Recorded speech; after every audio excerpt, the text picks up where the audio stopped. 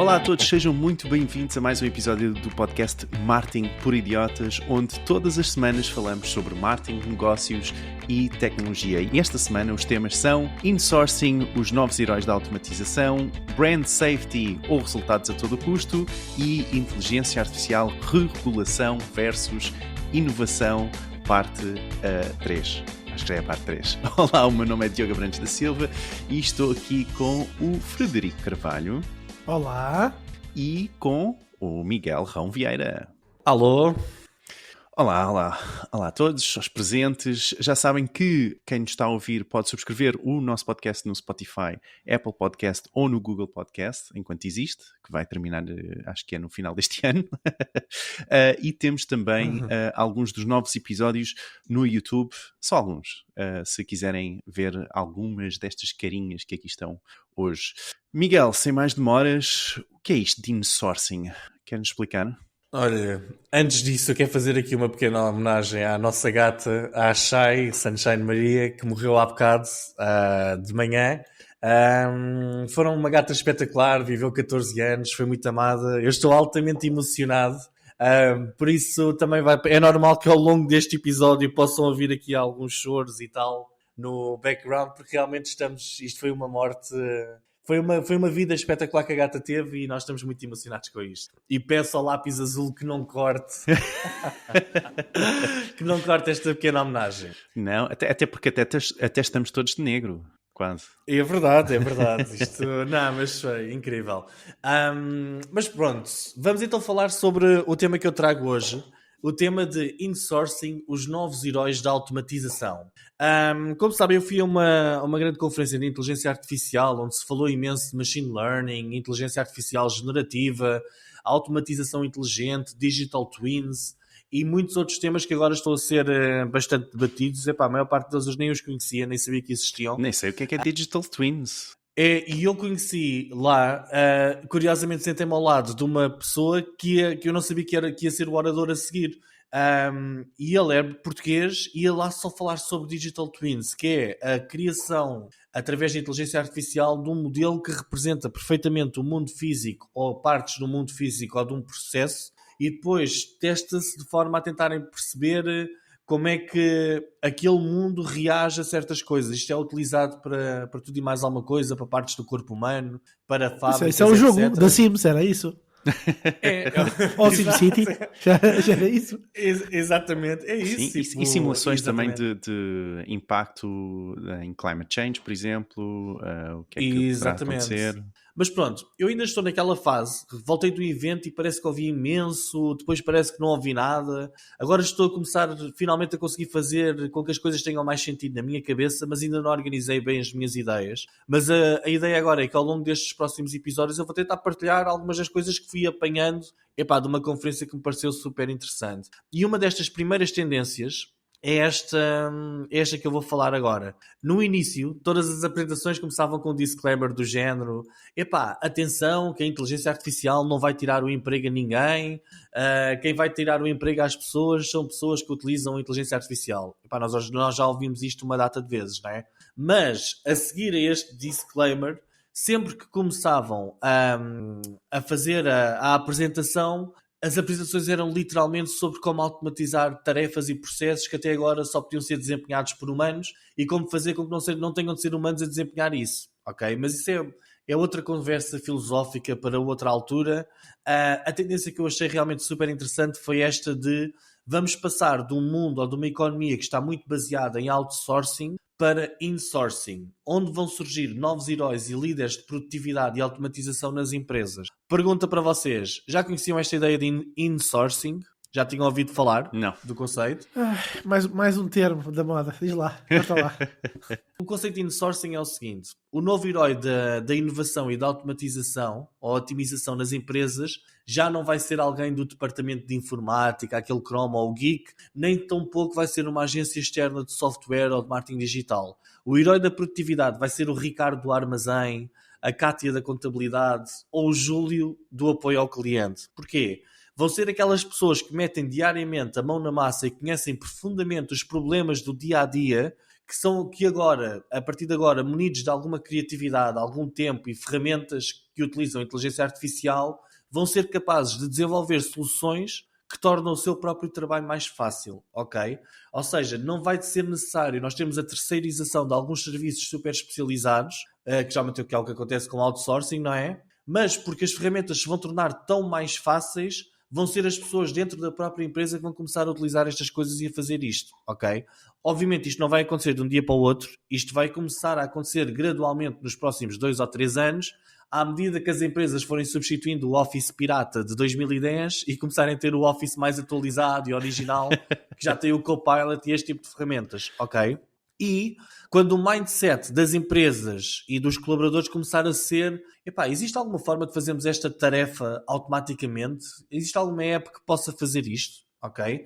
Isto, neste momento, é a melhor oportunidade de sempre para colaboradores de empresas que, sem qualquer conhecimento aprofundado de tecnologia ou de programação, consigam desenvolver automatizações e tornarem-se líderes de inovação na empresa, ok? Aumentando assim o seu valor para a empresa em dinheiro, não é? Ou seja, estas pessoas realmente, a inovação já não vem só de alguém que é especialista em inovação, mas pode vir de qualquer pessoa. Eu vi uma apresentação espetacular dos tipos da Skoda, a marca de automóveis, de como em 2019 alguém teve a ideia de começar a automatizar algumas pequenas tarefas administrativas, e a pessoa não era uma pessoa totalmente focada nesta parte da tecnologia, mas começou a querer automatizar e à procura de apps e tal, e agora basicamente essa pessoa já lidera um departamento com 8 pessoas dentro da Skoda, em que o objetivo é só produzir automatizações para a administração da Skoda, para tarefas administrativas, ok?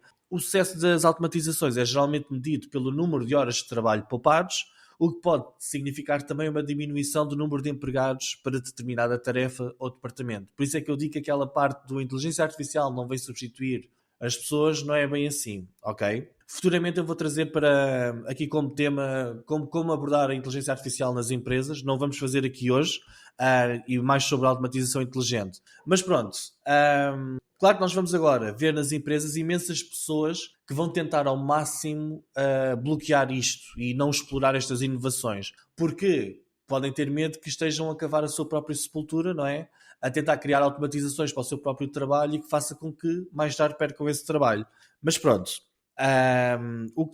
uma das ideias-chave que eu tirei desta conferência foi que o futuro do mercado de trabalho pertence àqueles que não vão ter medo de experimentar e que vão querer inovar e, sobretudo, aqueles que também têm líderes que os vão incentivar a experimentar, ok?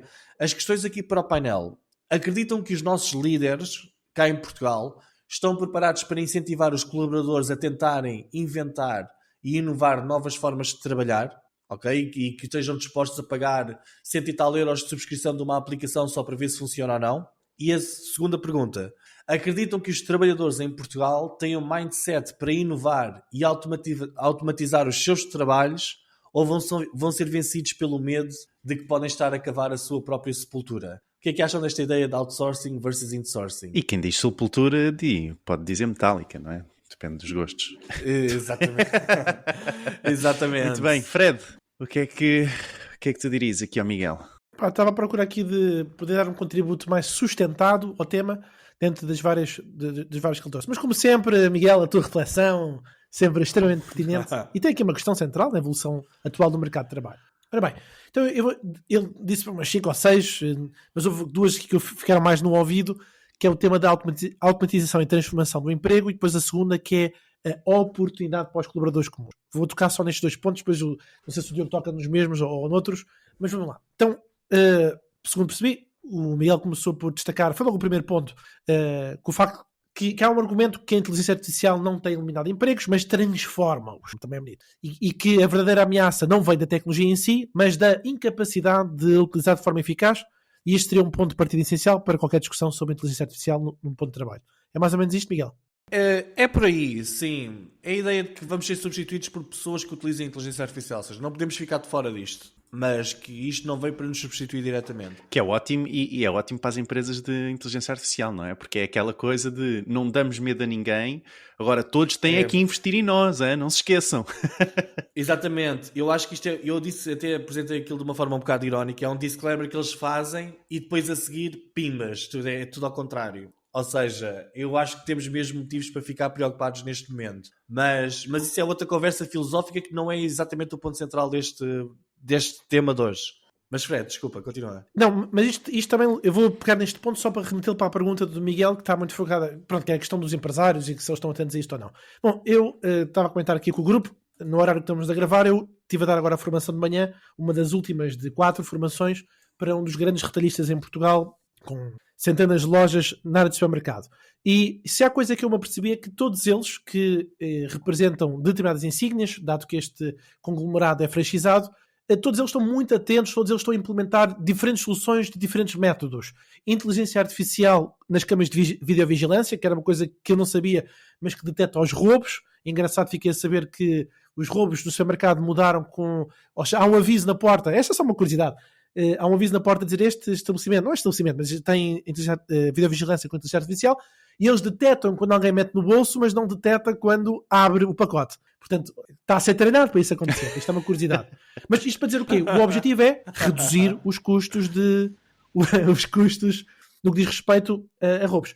Mas, por outro lado, e vejam só como é engraçado, também estes empresários, e estou falando agora num setor muito particular, nós hoje já vamos a muitos cafés, ou há alguns estabelecimentos onde o agente ou a pessoa que faz atendimento ao cliente não recebe o dinheiro e pede-nos para colocar o dinheiro dentro da máquina, de uma máquina própria, não é? Que lá dará o troco certinho. E esta cadeia de supermercados vai fazer isto a uma escala também nacional, praticamente. Mas também aí surgem questões, que não será mais fácil depois também haver roubos, dado que o dinheiro está todo concentrado naquelas máquinas próprias? Ou seja, isto para dizer, e só para dar 2 exemplos muito rápidos, em que a introdução de algo novo também levanta outras questões que não estão impunes, relacionadas também elas com a tecnologia e com o comportamento humano, e não só a psicologia, mas com a própria ação em si. Mas eu, enquanto o Miguel estava a falar, estava a querer ver rapidamente este tema que às vezes, eu confesso, eu até por um lado estou solidário com esta ideia pujante, positiva, de destacar que a inteligência artificial não elimina empregos, mas transforma-os. Isto soa muito bem. Por outro lado, nunca posso deixar de relembrar os nossos queridos ouvintes, que não estão tão habituados a ouvir todos os episódios do nosso podcast, de que tivemos dos primeiros casos falados logo no princípio do ano, da BuzzFeed, que despediu parte da equipa. Mais recentemente, uma empresa do Cannes, que fez saber e disse aquilo quase com pouca circunstância, despedimos 90% da nossa equipa de suporte e substituímos por chatbots. Está uma notícia que diz mesmo, a empresa despediu 90% da sua equipa, está no Peopleware. Ou seja, o que não falta são casos destes em que a gente fica assim, calma lá, então transformam-os, mas estas pessoas vão para a rua, vão ficar sem trabalho. E já para não falar, meus caros amigos, e pegando aqui no tema do retalho, em algo que é tangível para toda a gente. Nós vamos a qualquer supermercado e temos 2 opções. Opção A, passas os teus produtos sozinho e vais à tua vida, pagas. Opção B, és chamado por uma voz automática e és atendido por um ser humano. Mas já existem estas 2 opções. Bom, então era só para dizer que esta discussão é muito interessante, mas nós temos de ter aqui estas 2 balanças em cima da mesa e estamos atentos que sim, isto vai substituir bastantes empregos e muitos deles não voltam ao sítio que era. Segundo, Diogo, ainda posso abordar aqui o segundo? Vai. Podes e deves. Olha, não, mas a outra... bom, e já agora só fica também curiosidade, não vale a pena pedir a opinião ao ChatGPT que empresas é que despediram pessoas, porque eu fiz essa experiência, não neste episódio, mas em outros que nós já tivemos, sobre este tema do emprego, do trabalho, inteligência artificial, e ele não consegue, ele tem dificuldade em dar casos exemplos, porque ele dá sempre a narrativa, não, calma, isto transforma. Bom, mas o outro segundo ponto, o segundo ponto que eu gostei que o Miguel trouxe também, acho que é uma oportunidade interessante de reflexão. Rapaz, eu já meti aqui no GPT-4 Plus, ele já está a ir ao Bing, vamos ver o que é que ele responde enquanto E esta eu achei interessante, até, reparem, para a maior parte dos nossos ouvintes, que são gestores, empresários, marketeers, que é a oportunidade para colaboradores comuns. Bom, isto sempre existiu do ponto de vista da tecnologia, da massificação dos computadores, dos telemóveis, etc. Mas aqui o Miguel foi mais à frente na perspectiva que trouxe, quer dizer, não é dele, ele compilou aqui, não é? E trouxe muito bem, agradeço, Miguel, teres trazido aqui esta informação. Que é a perspectiva de que os trabalhadores sem formação especializada em tecnologias de informação, ou outras áreas que o Miguel possa especificar, mas no caso foi daí que ele trouxe, isto pode tornar-se... Eles podem tornar-se pessoas mais inovadoras graças às ferramentas de inteligência artificial, o que é claramente uma visão inspiradora. Ou seja, a premissa é, como nós estamos numa era de inovação, isto não é o conhecimento não é restrito a especialistas, é acessível a todos, aumenta o valor individual e coletivo dentro da empresa. Eu bato palmas. Quem é que não bate palmas a isto? Agora, o que é que eu gosto de fazer? O outro lado. Que é, isto remete-me até para um episódio que eu não tive presente, mas ouvi, que foi o do tema do Tiago Faria. No sentido que, ok, não tenho dúvidas que as tecnologias, e aqui incluem a inteligência artificial não destacada, mas como a geral, são muito bonitas, são muito interessantes, claro que sim, mas há que haver aqui uma distinção entre alguém que fez um estudo pormenorizado, que tem ou categoria académica ou não, isso agora não vou entrar nessa conversa, de especialista, com X anos de experiência porque é bom fazer aquilo, há alguém que sabe usar as ferramentas digitais, e também é válido, está tudo bem, para ir buscar uma resposta rápida, mas sem um conhecimento aprofundado. Fred, isso não és tu a proteger o teu trabalho de consultor. Mas posso sair da área de consultoria. Sim, está bem. Miguel, mas o Fred respondeu à tua questão, não? Sim, ele respondeu aqui de certa forma. Eu acho que sim, mas nós ainda vamos voltar a este tema várias vezes ao longo das próximas semanas, até porque gostava de saber a opinião do Ricardo, e acho que isto é super transformador para o ano de 2024, que eu acredito que vai ser o ano da automatização inteligente. Mas, e Diogo, o que é que tu achas sobre este tema? É fácil, eu adiciono só esta questão rápida, que é quanto ao insourcing, ou seja, de serem as pessoas dentro da nossa empresa, não é? Eu questiono se por exemplo, este 90% de workforce que foi despedido, não é, de suporte que o Fred estava a falar, se eles tiveram a possibilidade para inovar. Okay? Ou se eles não conseguiram inovar rápido o suficiente, não é? Então questiono só isso, não é? Porque esta coisa do insource com a inteligência artificial é muito interessante, mas será que há espaço para o trabalhador, para quem está na empresa conseguir ir por aí, conseguir tentar inovar, ok? Penso que depende muito do tipo de empresa, ou seja, numa empresa gigante ou numa empresa mais pequena. Imagina uma empresa com menos trabalhadores e que não seja neste âmbito do retalho, exato. Mas um escritório de contabilidade em que alguém descobre ali uma forma de, os clientes enviam-nos as faturas por e-mail e nós vamos fazer uma automatização que apanha essas faturas todas e indexa aquilo tudo no nosso sistema de faturação. Digo eu, uma coisa qualquer assim deste género. Mas, Miguel, essa é a minha questão, não é? Essa é a minha questão, porque vão haver pessoas, não é? Imagina que tenho a minha avó a trabalhar no departamento de suporte de uma pizzaria, não é? Imagina, e de repente a minha avó não se sente tão bem capacitada para a tecnologia, então já está completamente fora. Mas, não é? Se calhar nós estamos a falar dos trabalhadores, os que estão a entrar agora no mercado do trabalho, que vêm com uma atitude completamente diferente, vêm já com este tipo de tecnologia muito mais intrínseco dentro deles e já vêm com a ideia de deixa lá ver se eu arranjo uma forma mais fácil de fazer isto. Eu percebo o que estás a dizer. Eu só questiono, não é? É se há possibilidade para conseguirmos chegar a esse in-force. Ou seja, porque para esse in-source acontecer, não é? Tem que haver a possibilidade para os trabalhadores o fazerem e a capacidade. E, portanto, mais uma vez, também vai pela capacitação. Será que as pessoas estão capacitadas? Estariam capacitadas para isso? Será que a empresa dá essa capacidade aos empregados, não é? Às pessoas aos colaboradores? Portanto, sim, questiono só isso. Há uma ferramenta que nos pode dar aqui algumas dicas, que é da Microsoft, a Power Automate, ok?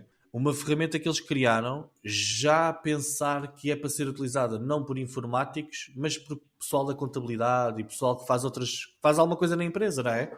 Ou seja, já são ferramentas que começam a ser desenhadas não para tecnológicos, mas para malta normal, ok? Há uma data de ferramentas novas que estão a aparecer e isto vai ser super interessante quando este Office... Acho que também vai abrir a muita gente, não é? Imaginem, mesmo o Fred ainda esta semana passada, se não estou em erro, tínhamos um tema com Excel, não é? E eu em 5 segundos consegui resolver aquela questão com Excel e se calhar estas ferramentas vão nos ajudar muito mais com isso, não é? E vai ser muito mais rápido, já não é preciso uma pessoa ser um Chrome em Excel para conseguir ajudar o Fred ou para conseguir fazer aquela questão de uma forma mais rápida. Boa! Podemos avançar, gente? Eu queria dizer uma coisa, mas fico para a próxima. Não, já. Diz. Só vais-te esquecer. Não, era só o ponto em relação ao tema que era, ou seja, a visão crítica ou contrária à ideia de que os trabalhadores sem formação especializada em TI podem tornar-se inovadores e com o uso das ferramentas, era só para dar uma outra visão que, por exemplo, isto deve começar, é provável que comece com a automatização de tarefas de baixa qualificação. Ou seja, em muitos casos, estas tarefas que nós estamos aqui a pensar e que são aquelas que são mais facilmente automatizadas, são aquelas que exigem menos competências especializadas, e isto significa que as pessoas que têm baixas qualificações vão ser as mais vulneráveis à substituição por máquinas. E isto pode resultar num desemprego em vez de oportunidades de inovação. Por isso é que eu queria aqui dar esta visão contrária. E já para não referir que, no que diz respeito à educação em si, também nós todos temos consciência, todos os ouvintes, que o acesso à educação não tem a mesma qualidade nem os mesmos recursos para toda a gente. Logo, trabalhadores de áreas menos favorecidas ou com menor acesso a recursos educacionais não vão ser capazes de competir em pé de igualdade àqueles que supostamente, hipoteticamente, tiveram melhores oportunidades. Portanto, é um tema interessante. Por isso é que eu te digo que esta ideia, este disclaimer que fazem, atenção, isto é inteligência artificial, não vai roubar empregos a ninguém. Eu pessoalmente já acredito, não, isto vai roubar muito emprego e é já nos próximos 2-3 anos. É que vai haver aqui, porque se nós formos a pensar num gestor de uma pequena e média empresa, se pode cortar 3 ou 4 postos de trabalho e quando ele só tem 10 no total, ele significa passar os custos da empresa para metade, não é? É verdade. Para Muito ele bem. é essencial. Muito Mas bem. pronto, continuamos. Boa, Miguel. Nós também vamos voltar a este tema, certamente, porque ele vai estar na berra nos próximos 2 anos, como tu disseste, ou muito mais, não é? Muito bem, então avançamos aqui para o próximo tema. Só fazer um pedido de avaliação para quem ainda não nos avaliou no Spotify ou na Apple Podcasts. Estejam à vontade, ok? E não se esqueçam de subscrever se ainda não subscreveram. E com isto, faça ponte para o meu tema desta semana. Sim, porque esta semana foi muito difícil, até porque passou muito tempo desde que fizemos o último episódio, e foi muito difícil escolher o tema, não é? Porque desde um ano da existência do ChatGPT, o facto de ter sido uma das maiores Black Fridays da história, havia muitas notícias e que eu queria falar, não é? Só que estas recentes notícias sobre anúncios em sites pornográficos da Google Ads e comentários do Sr. Musk, como acho que muitos de vocês ouviram, se não ouviram vão ouvir hoje, não me permitiram falar do resto das notícias, porque realmente estas duas questões são muito, muito pertinentes, principalmente no que toca a este tema que é a brand safety, ok? Ou se estamos numa época de resultados a qualquer custo. Então, para contexto, na semana passada, a Ad Analytics fez um relatório que claro, está no nosso site marketingporidiotas.pt, ok? Um relatório super detalhado sobre anúncios de mais de 60 marcas e organizações que apareceram em sites pornográficos, sites extremistas e sites de pirataria, ok? E não pensem que são só apenas organizações pequenas que não sabem anunciar no Google Ads. Não, entre as mais de 60 organizações do estudo estavam marcas... Estava lá a Bubblitz. Não estava. Mas estava a Samsung, a Uber, a Microsoft, a Apple e também instituições como a União Europeia, a Força Aérea dos Estados Unidos, a Força Aérea Britânica, jornais como o Wall Street Journal, New York Times, entre outros. Okay? E o Servidores Verdes não apareceu. Não. Atenção, estes são alguns dos exemplos, porque há muito mais marcas que estão incluídas no estudo. A isto, há que juntar que os argumentos da semana passada, não é, do senhor Elon Musk, não é, que fez na conferência Book Summit da New York Times 2023, onde referiu o seguinte comentário. Vamos ouvir. There was all of the criticism. There was advertisers leaving. We talked to Bob Iger today. I hope they stop. You hope? Don't advertise. You don't want them to advertise? No. What do you mean? If somebody's going to try to blackmail me with advertising, blackmail me with money, go f*** yourself. But Go f*** yourself. Is that clear? I hope it is. Hey, Bob. You're in the audience. Então, em português, o que ele disse foi: não anunciem, não me chantagiem com dinheiro, vão-se lixar, olá Bob. Onde o Bob, o Olá Bob, não é? O Bob é o CEO da Disney que tinha estado na conferência, tinha estado no palco e que também foi uma das empresas que deixou de anunciar na plataforma X no mês passado, ok? Enfim, este é um excerto de uma entrevista de 1h30, e mais uma vez o link está no nosso site, e vale muito, muito a pena ouvir a entrevista, é super interessante, ok? Enfim, claro que o senhor Musk não percebe que não tem a ver só com os seus comentários antissemitas, não percebe que tem a ver sim com a segurança da marca e onde a marca quer ou não quer estar associada. E o facto de não considerar a X, não é, um local seguro onde pode anunciar, não é? Porque, como referido na entrevista, o seu comentário, que depois podem ver a entrevista, não se esqueçam, o comentário do Elon Musk impulsionou muitos mais comentários antissemitas, ok? E é disto que eu quero falar, porque é disto que nós chamamos brand safety, ou segurança da marca, ok? Enfim, havia muito que explorar então na entrevista, onde ele afirma que a falta de publicidade na plataforma, por exemplo, irá levar a plataforma à falência, e ele não a vai salvar, ok? Mas quero falar da razão que realmente leva os anunciantes a deixarem cada vez mais a X, ok? Que é a falta de brand safety na plataforma, que pelos vistos não parece afetar tanto a Google, porque desde então a Apple, que é uma das marcas que estava a anunciar nestes sites pornográficos e de pirataria, e também foi um dos anunciantes que deixou o Twitter ou a X no mês passado, não deixou de anunciar no Google Ads, ok? Mesmo depois desta notícia. Okay.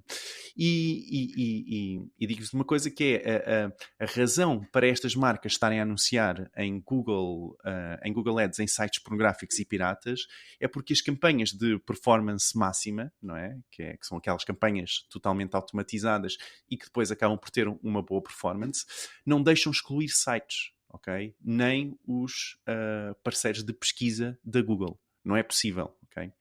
Ou então só conseguem excluir sites aqueles que vocês identificarem. Portanto, imaginem o que é tentar identificar todos os sites pornográficos, pirataria e extremistas de todo o mundo, não é? Portanto, esta é uma das razões, ok? E das grandes razões pela qual, por exemplo, estes anunciantes estão a aparecer nestes sites, tá bom? Então, a minha questão para vocês é esta, que é: será que vale tudo em nome de uma conversão? Em nome da performance? Ou seja, será que deveríamos todos anunciar na X ou noutra qualquer plataforma, desde que haja uma boa performance para a nossa marca no final, que haja uma compra, vá, ou não, não é? Vale tudo ou não em nome da performance? É essa a minha questão. Ok. Miguel. Epá, eu vou falar sobre todos os temas, mas não posso deixar de começar por falar aqui sobre este tema do Elon Musk. Olha, é fácil nós pensarmos que o Elon Musk é maluco, endoideceu. Epá, isso é uma opinião super generalizada e até pode ser bem verdade. Eu de certeza que não meto as mãos no fogo pelo Elon Musk. Mas eu gosto de tentar pensar nestas coisas, epá, de uma forma um bocadinho mais profunda. Não olhar apenas à forma como as coisas estão a ser ditas, mas para o significado daquilo que está a ser dito e para as diferentes movimentações estratégicas que estão a ser feitas, neste caso pelo Elon Musk, ok? Vamos fazer aqui um exercício em conjunto. Por momentos vamos tirar o filtro de a forma com que foi dito e se o Elon Musk é maluco, se é extremista, antissemista ou o que é que seja, ou semítico. Vamos pensar só naquilo que está a ser, do que está a acontecer. Então, o jornalista questiona a dizer que os anunciantes estão a abandonar e tal, e o Elon Musk disse que não se importa com isso, e depois diz que eles que se vão lixar, não é? E depois há uma parte que tu não passaste aqui da entrevista, que é logo a seguir, em que o jornalista diz qualquer coisa do género: mas no atual modelo de negócio do Twitter, e o Elon Musk diz outra vez: vão-se lixar, não quer saber, e depois é que diz: estão-me aqui a fazer ameaças com dinheiro, de publicidade, são malucos. Nós agora podemos ir como o Diogo e o resto do mundo, que viram um ato de maluquice do Elon Musk, ou dizer que não quer saber neste momento do dinheiro da publicidade, porque nós podemos ir nisto e acreditar nisto, mas vamos tentar imaginar que o Elon Musk não é maluco. O que eu consegui perceber daquela conversa é que ele está completamente a lixar-se para o dinheiro da publicidade, porque esse talvez não seja o modelo de negócio do Twitter.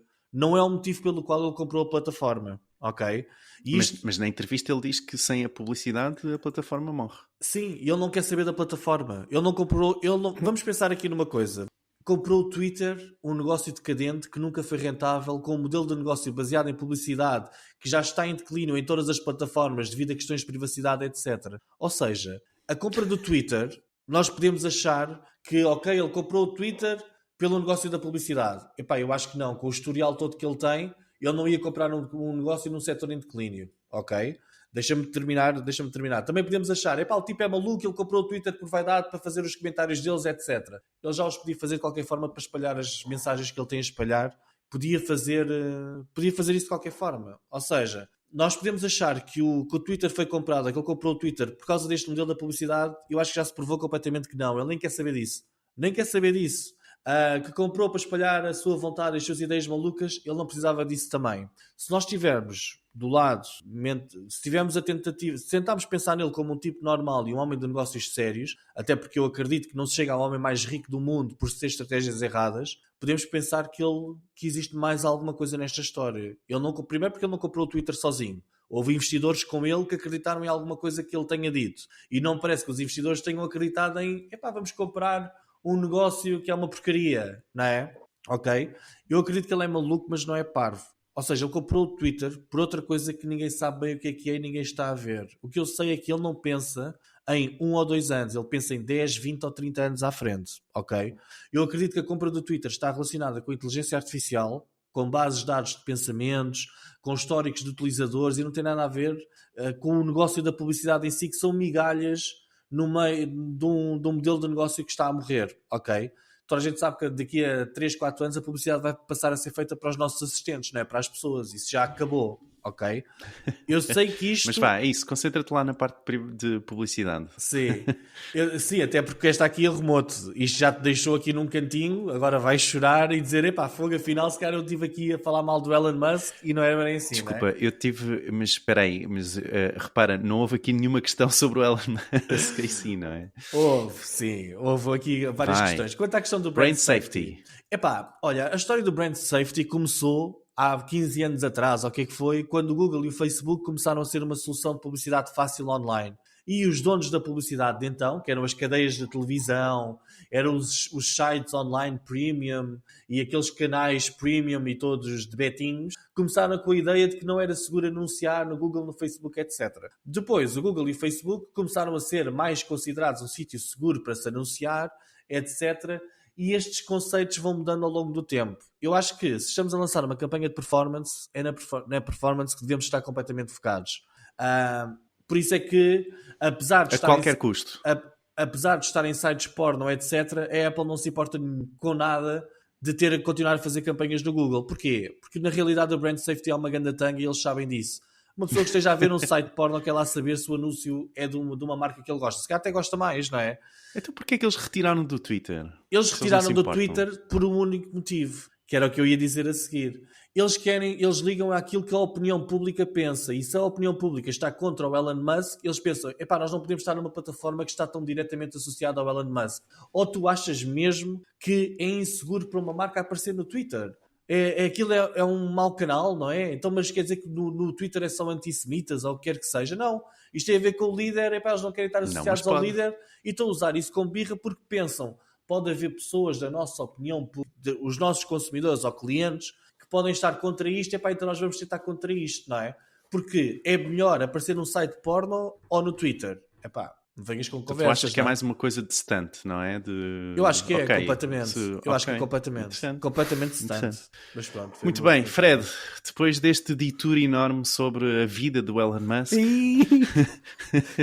classificação. e as decisões que o Elon Musk andou a tomar ou não, diz lá, o que é que tu achas de brand safety? Eu ia começar por aí, mas só para arrumar esse papel também para mim, depois o Miguel vai dizer que eu não comentei, que é o Elon Musk e a controvérsia da publicidade, num parágrafo, só dizer que as declarações que ele fez, e nós falámos disto bastante no grupo do WhatsApp, por isso também não sinto muita necessidade agora verbalizar aqui em áudio, porque para os mais curiosos, sugiro, entrem no grupo do WhatsApp do podcast, que passa-se lá coisas interessantes, links novos, coisas estão a acontecer, a comunidade vai partilhando. Bom, mas isto para dizer o seguinte, as declarações do Elon Musk, embora sejam polémicas, tocam aqui num ponto crítico sobre a publicidade em plataformas digitais, que é o quê? E ele refere isso, o poder das empresas em decidir onde e como anunciar, baseando-se não apenas em métricas de desempenho, mas também em valores e princípios. O Miguel não acredita nesta segunda parte da frase, mas isto é verdade. E agora vou já ao tema principal, que um dos que o Diogo trouxe, que tem a ver com a visibilidade ou o dilema entre a performance e ética. Reparem, e só para deixar muito claro, isto está a acontecer agora, de marcas a não anunciarem com o Twitter, isto já aconteceu milhares de vezes com outras plataformas. É normal que nem toda a gente se recorde, mas um dos casos mais emblemáticos que aconteceu em 2017 e depois voltou a acontecer em 2019 foi com o YouTube. A grande diferença é que ninguém viu os gestores do YouTube a dizer, meus amigos, olha, vão dar uma volta ao bilhar grande, eu não quero o vosso dinheiro, tchau, desapareçam, saiam da minha frente. Não, eles pediram desculpa, tiraram. Os casos de 2017 e 2019, ainda por cima, no caso do YouTube, teve um erro que foi a mesma coisa, que foram vídeos de pedofilia. Pesquisa na internet e encontram isto com facilidade. A Nestlé saiu, deixou de anunciar, a Nike, marcas grandes, tal e qual, mesmo formato, na minha opinião. Lá está, aqui as grandes diferenças fundamentais têm a ver com o tipo de conteúdo.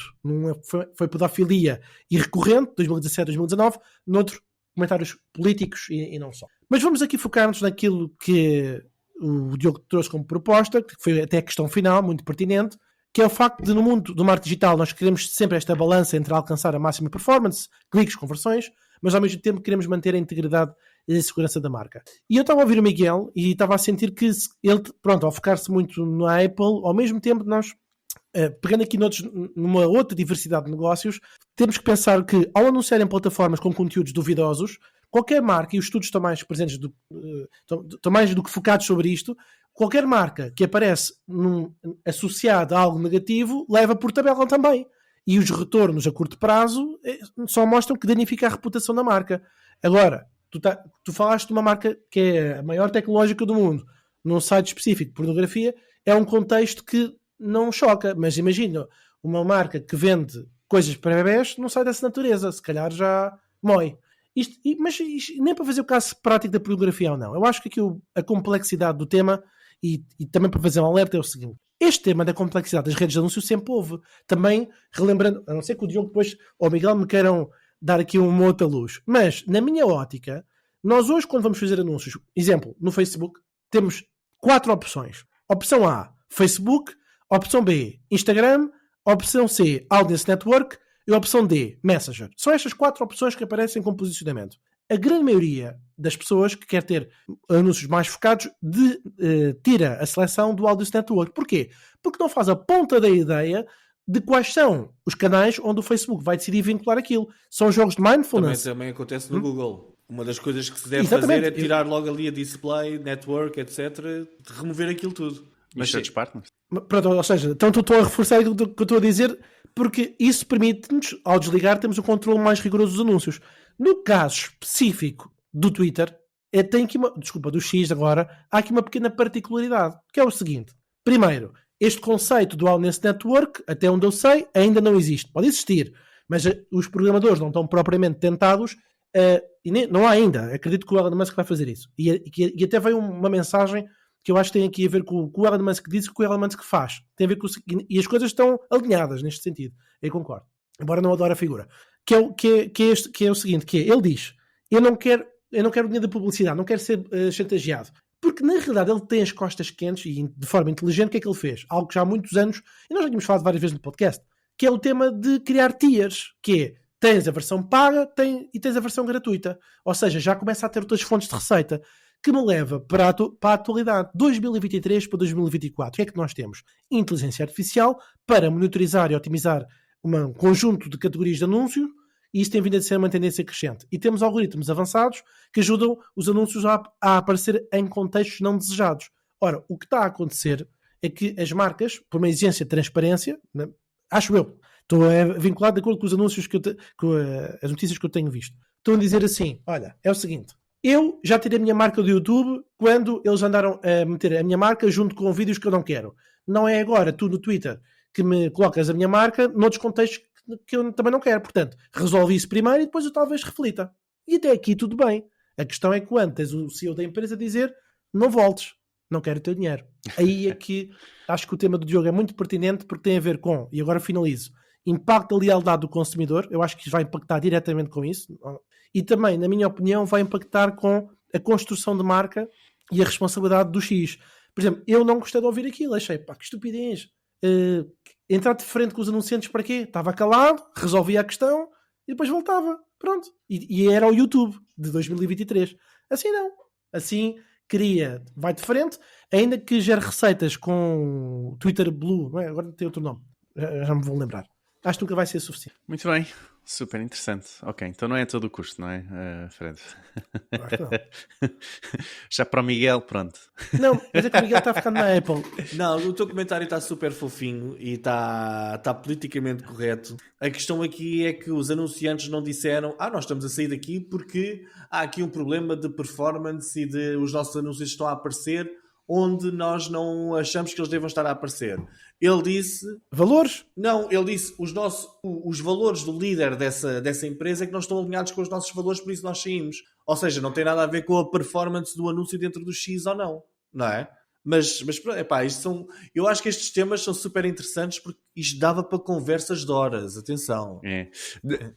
Só adicionar aqui que entretanto saiu hoje a notícia e não sabe exatamente ainda como, mas devido ao artigo e ao relatório que saiu da Adlytics, acho que é o nome, a Google temporariamente vai permitir que os anunciantes retirem, mesmo das campanhas de alta performance, os search partners para que isto não aconteça. Portanto, rapidamente houve uma resposta por parte da Google, mesmo após anos de não conseguir, bem, não é de não conseguir, porque também não havia este tipo de campanhas, mas após de algum tempo destas campanhas de Performance Max, Claro. abriram esta exceção após isto acontecer. E acho muito bem, porque tu com Performance Max, apesar de conseguires ter ali resultados, e isso já tem-se resultados, é zero controle sobre qualquer coisa. Tu não fazes a mínima ideia do que é que está a acontecer, a não ser que metas tracking nas tuas landing pages e já só sabes quando clicam nas coisas, não é? Ou seja,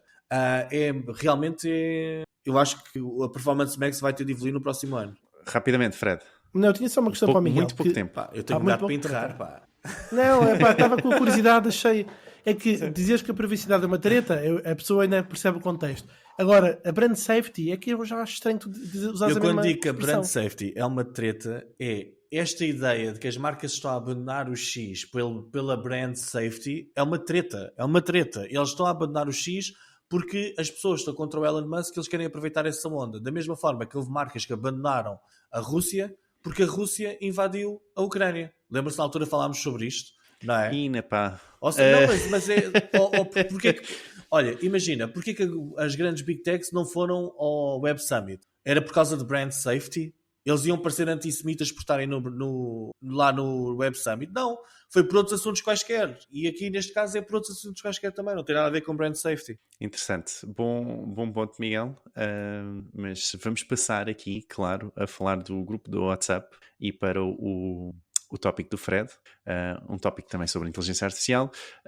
Antes de irmos ao Fred, contudo, não se esqueçam de w.martinporidiotas.pt, o URL por onde podem se adicionar a vocês, não é? À vossa conta, ao grupo de WhatsApp com mais de 400 na comunidade, é verdade, já ultrapassámos os 400.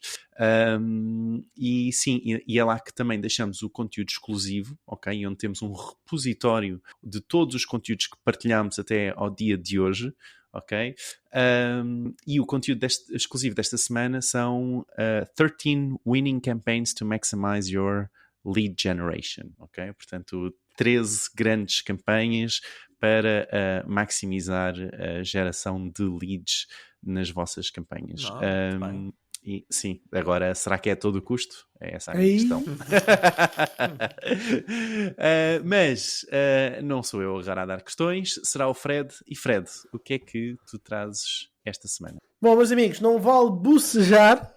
Vou trazer aqui um tema pertinente, entusiasmante. A questão é que nós já falámos noutros episódios, mas há sempre conteúdo novo que nós podemos aqui partilhar. Então é isso, nós temos falado em vários episódios sobre inteligência artificial, especialmente a generativa, que tem transformado o mundo dos negócios, desafia fronteiras, e mais recentemente esta semana, eu acho que vocês viram, Diogo e Miguel, Pika.art, Pika com capa. Ou seja, no fundo, e outras como a Runway ML, que em pessoas escrevem texto e aquilo gera um vídeo surreal com base no conceito que nós estabelecemos. Mas isto, no fundo, não depende tanto nesta funcionalidade, até porque já existiam assim uns bolsos, mas agora a coisa está a ficar mais realista. No fundo, isto mostra que há uma corrida global para domar os potenciais perigos da inteligência artificial, e isto agora é mais perigoso do que nunca. Bom, líderes europeus, norte-americanos, outras nações, todos estão a esforçar-se para responder a esta evolução tecnológica, mas as políticas, como é o hábito na área da tecnologia, estão atrasadas em relação ao tema da inovação. E agora vem aqui uma realidade perturbadora. É que a inteligência artificial, nós sabemos que está a evoluir rapidamente, aí não há questão. A questão tem a ver com a regulação. Ora bem, a União Europeia foi muito aplaudida em 2021 porque foi a pioneira, com 125 páginas, a regular as primeiras fases da inteligência artificial. Só que depois ficou bastante desorientada quando em 2022 aparece a OpenAI com o ChatGPT, o chatbot que é assustadoramente humanoide, que não estava contemplado nessa lei, nessa proposta. Agora, o ChatGPT, nós todos sabemos, tem a capacidade de gerar respostas automáticas, agora lançou os GPTs próprios, e isso revelou uma lacuna significativa nas políticas da União Europeia. Ora, o que é que sucede? Os legisladores começaram a trocar chamadas entre si, mensagens, perguntaram ao Miguel, perguntaram ao Diogo, debateram como é que podíamos preencher esta lacuna, e o que é que sucede? Fizeram, então, na Europa, umas conferências, umas coisas engraçadas. Vejamos, nos Estados Unidos, a resposta à inteligência artificial em relação à legislação tem sido muito fragmentada. O Biden, queriducho, emitiu uma ordem e disse, para todos os efeitos, o tema da inteligência artificial é um tema da segurança nacional e, portanto, é uma legislação que requer algum cuidado.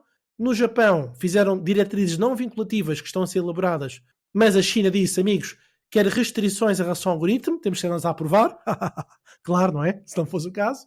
Mas, mais importante, isto surgiu, não sei se vocês também já falamos no outro episódio, pela conta das deepfakes. Então, legislação própria para isso.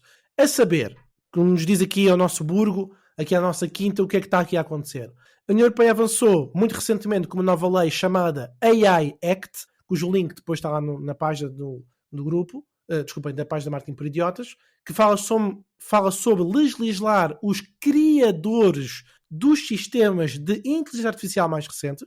O primeiro-ministro inglês, o Rishi Sunak, Diogo, depois a tua inglês já sabes que dás aquilo que ele toca, professor, organizou mês passado uma conferência chamada AI Safety Summit, que juntou 28 países, e meus caros, eu vou só citar a frase dele, que é para deixar-vos aqui a atenção até ao final. Diz o senhor, a urgência de fazer esta reunião resulta do facto de haver uma questão real de saber se os governos estão equipados para lidar com os riscos e como atenuá-los. Não é resolvê-los, é atenuá-los. Ora bem, prevê-se que haja aqui um acordo final, até final do ano, sobre esta legislação para os criadores. Isto para o Miguel é uma notícia chata, que ele tem estado a desenvolver coisas da AI. Se chegar a Portugal lá para 2030, se calhar ele ainda consegue faturar qualquer coisa. Se Portugal for mais rápido, não se sabe. Agora, o que é que nós temos que saber, meus caros amigos, é que este acordo final está em velocidade de cruzeiro. Esta semana toda a gente ouviu, ao menos os mais desatentos não ouviram, porque estavam à espera de ouvir o episódio do podcast em que a Google lançou a resposta ao ChatGPT com o chamado Gemini. Diogo, está certo? É isso mesmo. Tem que aprovar. Isto tem que ir à aprovação do conselho. Bom, o Diogo no próximo episódio traz mais informações sobre isto. Eu só vou resumir-me a dizer que eles anunciaram que têm mais precisão e uma simulação mais próxima do raciocínio humano em algumas situações. Mais informações no grupo Marketing por Idiotas. E dizer-vos para fechar o seguinte.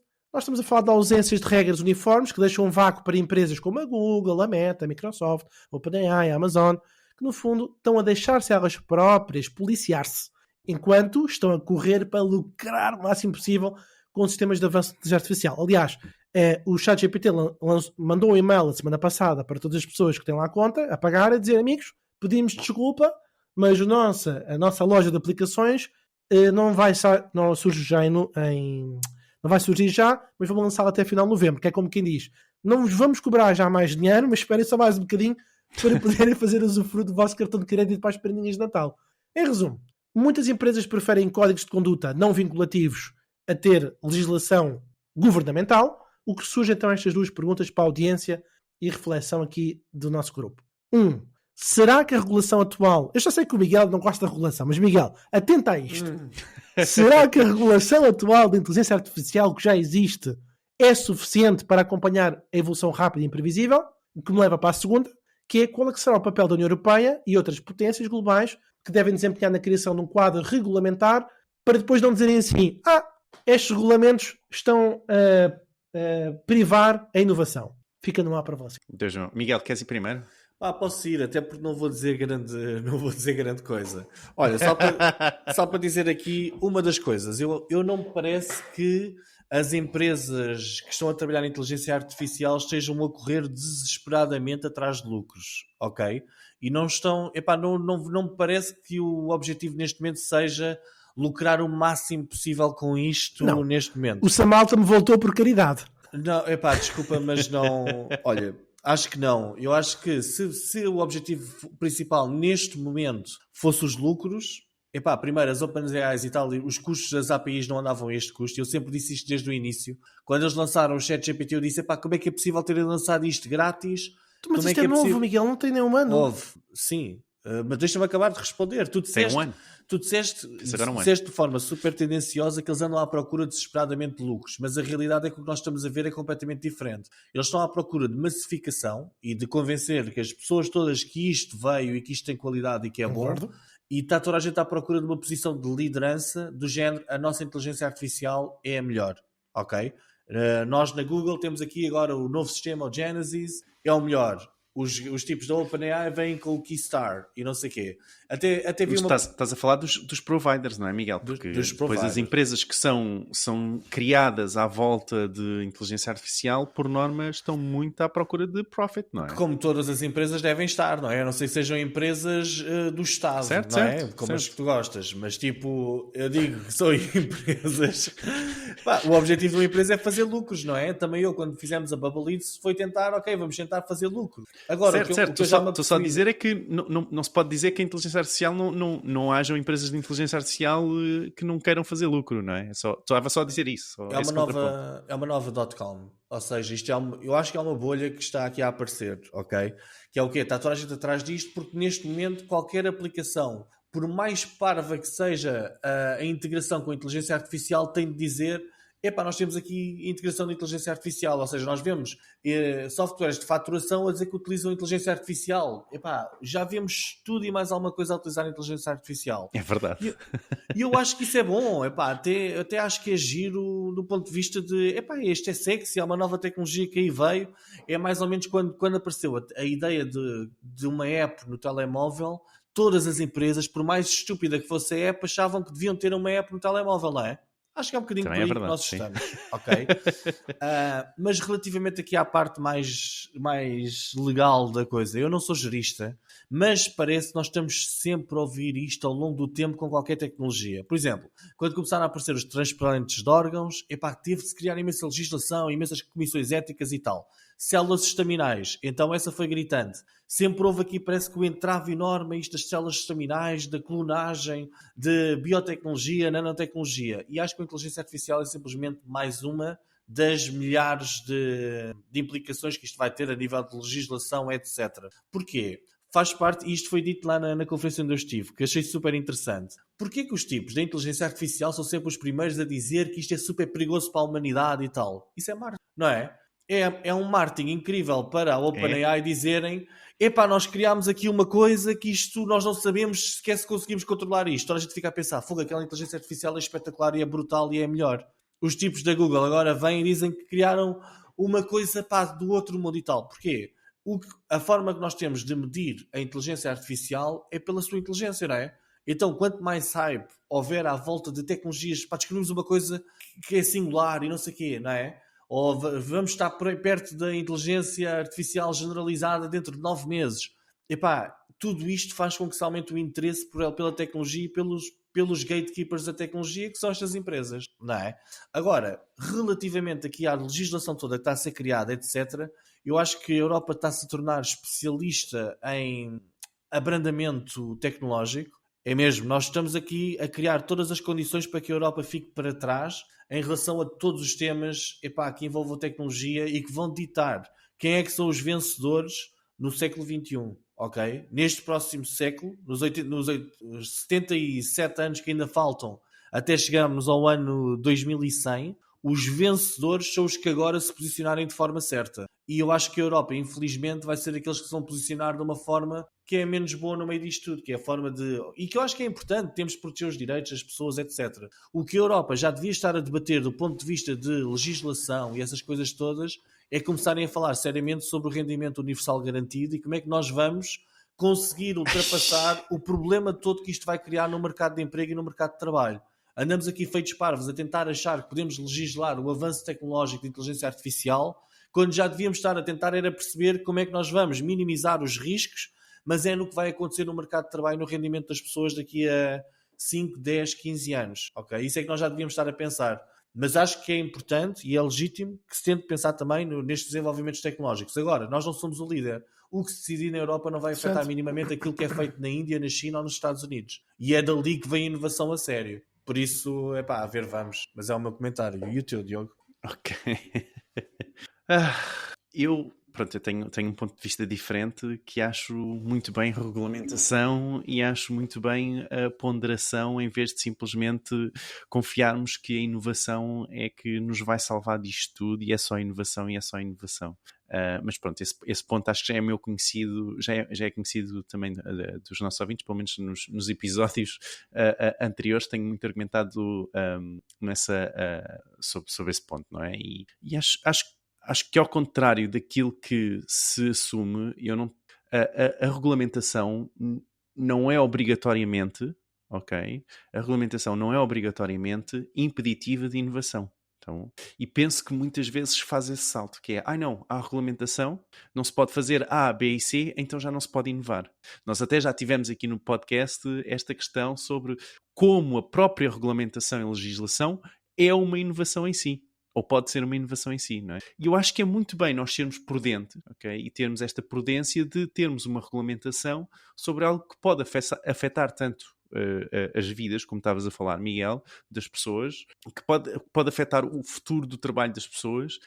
Portanto, sim, acho que as coisas devem ser pensadas e ponderadas e não simplesmente deixar a inovação fazer o que quiser e depois logo vemos. Portanto, eu acho que o papel da União Europeia, e respondendo aqui um pouco mais à questão do Fred, o papel da União Europeia e das grandes potências globais será mesmo de ser aqui um elemento, não é? Um catalisador sobre o que é que será uma boa inovação e o que é que não poderá não ser uma tão boa inovação, não é?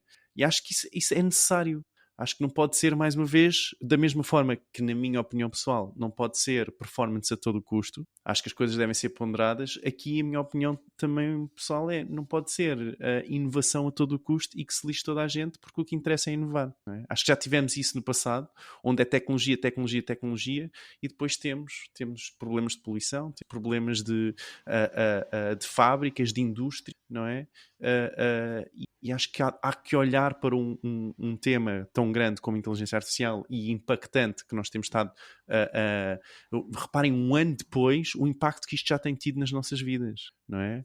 Quantas pessoas já não foram... Estava o Fred a dizer, não é? Ainda há pouco o exemplo, 90% de uma força de trabalho a ir para a rua, ok? Porquê? Porque há estas ferramentas. Portanto, eu acho que sim, as coisas devem ser ponderadas, porque se tem um impacto deste tamanho, acho que sim. Acho que deve haver uma regulamentação e necessitamos de alguém que o faça. E estou bastante feliz que a União Europeia tenha estado na frente disso, como está na frente de muitas outras coisas. Muito bem. Mais algum comentário, gente? Eu prefiro nem comentar, senão também... Eu tenho de ir enterrar a gata, Não, é verdade, tenho de ir enterrar a gata e isto já vai longo. É um sinal de fecho isto. Exato, exatamente. Eu estou num dia muito difícil, está a ser difícil. E ainda só vai a meio. Percebo. Bem. Ok, gente, muito obrigado por terem estado connosco este bocadinho. Já sabem, próxima semana cá estaremos novamente. Também tivemos o episódio das rapidinhas e sim, não se esqueçam de nos avaliar e de subscrever para na próxima semana não perderem o episódio. Por nós é tudo. Até à próxima semana. Tchau. Tchau.